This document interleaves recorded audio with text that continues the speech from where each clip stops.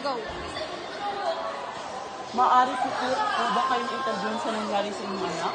Si Bobo? Ano po ba ang masasabi niyo sa sinapit ng inyong anak? Hindi.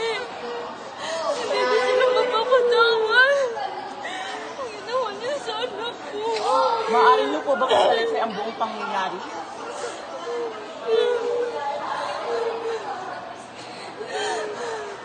Ano po ang inyong naisipahiwatig sa mga taong sangkot dito? Hanap ako ng balaan. Walang papayaran mga. Ang mga kasalanan, pinatay nila